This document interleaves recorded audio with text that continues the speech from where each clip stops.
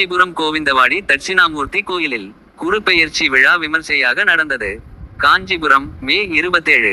காஞ்சிபுரம் கோவிந்தவாடி கிராமத்தில் உள்ள அருள்மிகு தட்சிணாமூர்த்தி கோவிலில் நேற்று குருபெயர்ச்சி விழா வெகு விமர்சையாக நடந்தது. நூற்றுக்கணக்கான மக்கள் கலந்து கொண்டு சாமியை வழிபட்டனர். காஞ்சிபுரம் மாவட்டம் காஞ்சிபுரம் அடுத்த அரக்கோணம் சாலையில் அமைந்துள்ளது கோவிந்தவாடி கிராமம்.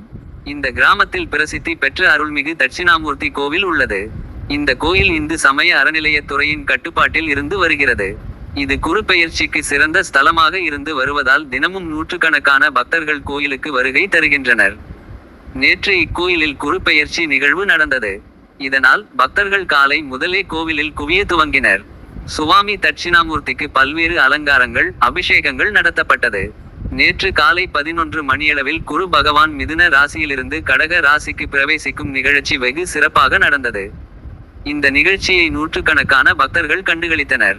இதற்கான ஏற்பாடுகளை அறங்காவலர் குழு தலைவர் ராஜா திருநாவுக்கரசு, அறங்காவலர்கள் மணி, ராம்கஜி, சுதா, செயல் அலுவலர் கதிரவன் மற்றும் கோவிந்தவாடி கிராம மக்கள் செய்திருந்தனர்.